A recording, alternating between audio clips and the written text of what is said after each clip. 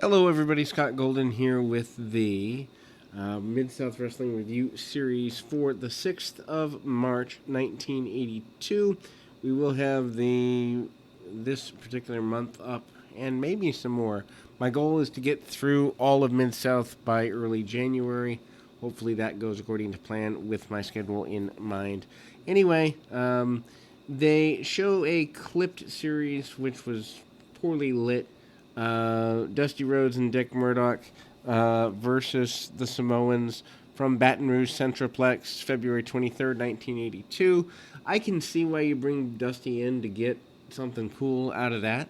And Murdoch is a pretty big deal. Dusty and Murdoch, of course, a big team in the AWA, American Wrestling Association, for a number of years, Texas Outlaws, and them against the Samoans would have been a draw anywhere, I imagine. Dusty goes nuts and hits his bionic elbows quite a bit, and then we see ultimately the Samoans kind of cut off Rhodes and beat him down for a little bit. Surprised I didn't see a whole ton of blood in this.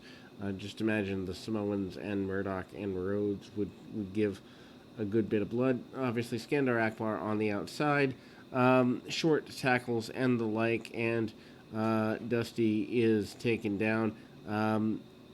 I will say Dusty's facial expression something worth studying, in the sense of literally one punch you can get mileage out of, or chop, or a elbow strike, or whatever, because Dusty is a master at just making you care when he gets struck. He comes back up from underneath, rakes the eyes across the nature, and then we see Murdoch come in, back elbows, and other brawling like maneuvers, and the Samoans go to the outside. They end up brawling on the floor.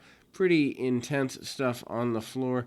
A frog splash on Rhodes by an unnamed assailant of, or on Murdoch rather, an unnamed assailant of Skandar Akbar. I don't think they've named him yet anyway. And the match is over at that rate. Then we move to a promo by Ernie Ladd. He basically says he's been down before. He's not willing to quit. He's willing to fight to defend his backyard, fight to defend his territory. And obviously he is upset with the Samoans. Don't know if this means he's coming back again. I'm only up through March. Don't know if that means he's coming back as a wrestler or what that looks like. Anyway, we move to another pretty big match for the time period. The Junkyard Dog and the Grappler is our first, I guess, what I would call first run match. Unfortunately, Mid-South, as do many wrestling programs, and I understand why, and those of you that have been criticizing me via direct message on Twitter, at PO Perception, or wherever, I understand the logic of saving tape and rerunning angles to get people to the house shows. I get it. I just don't enjoy it, and I wouldn't do it because my philosophy would be, especially in 2020, you can put things up on YouTube. You can put things up on stream. You can get people to pay for streams of your live events or your television program, even if it's a few dollars a month or whatever that looks like. I think first run content is where it should be. Probably a different world than 40 years ago, but anyway. Power moves by the Junkyard Dog. Full Nelson attempted and put on for a minute or so by the Grappler, and they keep going back to Full Nelson. Dog finally puts one on of his own, which is interesting because you're not used to seeing Junkyard Dog with any sort of submission holds. You're also not used to seeing him, in that type of stuff. And Dog does the headbutts, the crawling headbutts that he became so famous for, and the Grappler on the outside of the ring for a bit. And he comes back in, sends off the Dog into the ropes, Dog with a tackle, and then they kind of go around a little bit more. Big swinging neck breaker by the Junkyard Dog, and the fans are happy with that. Grappler out the back door off of that. And if you would like to see how important bumping and feeding is to making a star look like a star, this is huge. It really is.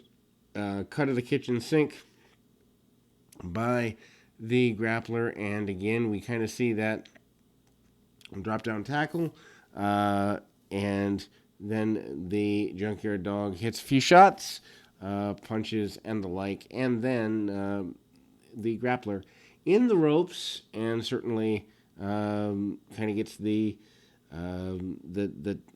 drop down there, and certainly we see a kick off by the grappler, and he takes back over on the dog for a bit. One move, a kick out of the ropes, is all that it takes for the grappler to get an advantage back. Dog coming back with shots and punches, and then he gets a power move, and we see him go for a leg grapevine, which is kind of weird. Junkyard Dog again doing a little more submission wrestling than normal, although this time he's trying to take the loaded boot off of the grappler. Does actually take the boot off. Grappler bails to the outside. Of course, the loaded boot gimmick is a big deal, and there is a use of I believe a cane by the Junkyard Dog, and the Junkyard Dog gets a victory here on Mid-South Television here this week, and that is that as far as that is concerned. We move to Bob Orton Jr. and Killer Carl Krupp, or Killer Carl Cox, I'm sorry. And obviously Orton still aligned with Orndorff, still aligned with Bob Roop a little bit. Heel stables not as big as they'd become in the next, 5-6 years. By 86, the Horsemen begin. So we're about 4 years away from the foundation of the Horsemen. I'm actually excited because Arn Anderson starts with Mid-South under his real name, Marty Lundy, here in 1982 at some point. So I'm excited by that. Krupp basically is in, and he's cutting a very basic promo, wanting to handle things. Orton bails to the outside. Krupp in military fatigue style stuff, and we see Irish whip. He doesn't even get his jacket off all the way. Military jacket and black tights and black boots for Krupp. Finally gets the jacket off, but he's right after Orton. Orton does a good bit of selling, ends up on the end of the body slam, and again, a few tackles and things of general nature. Missed the shot, and then the shot to the top of the head by Orton. Orton takes a good bit of punishment. Actually takes more punishment than I imagined him to take, doing a lot of backing up in the match, and overall, kind of surprising. Misses the tackle in the corner, and Krupp again manages to eventually get a victory. He gets a victory over Bob Orton Jr., which is a bit of a surprise. Maybe he'd been through the area before. He hits a brainbuster to get that victory, by the way, if you're curious about the finish. And it's a falling brainbuster, which is a little bit... It looks dangerous, but I guess it's easier to control when you know you're going down and it's slower. I imagine a little easier to control. Then we go to Don Serpo versus Iron Mike Sharp. Iron Mike Sharp, a big deal in this area. Around this time, Sharp had been through WWF at this point. He and his brother Ben had been to Japan, I think in the late 70s. So he's been a traveled veteran. He doesn't officially join the WWF full-time until I think it's 85, 86. So he still is a bit of a journeyman here. He gets slapped in a full Nelson by his opponent pretty early and kind of butts out of that. I remember, oddly enough, seeing a summer fair show in the late 80s, probably, or mid-80s, probably before my full-time wrestling fandom began. Might even be my first wrestling memory, so at 6 or 7 years old. And Killer Kowalski had brought talent down, and Mike Sharp was loaned out, oddly enough, for a Kowalski fair show, and he worked it like he was working the main event of Madison Square Garden. Power stuff there. Then we see some shots and Irish whip by Sharp. Sharp gets the shoulder tackle, doesn't do a lot of movement there. The opponent manages to hit some punches. Big body slam by Sharp. Sharp with a second body slam kind of keeps things going. It's weird to see Sharp with a victory style maneuver, but a hanging backbreaker is the way he gets a victory. Jesse Barr and Jesse Tanner is the the final match here. They only have maybe about 4 minutes or so. Barr, of course, second generation star. Tanner, I don't know much about. Barr gets an arm drag followed by a headlock takeovers. Real basic stuff. I don't even think they finished the match, if I remember correctly. Tanner comes up with the head scissors and kind of the jump through, roll through, whatever.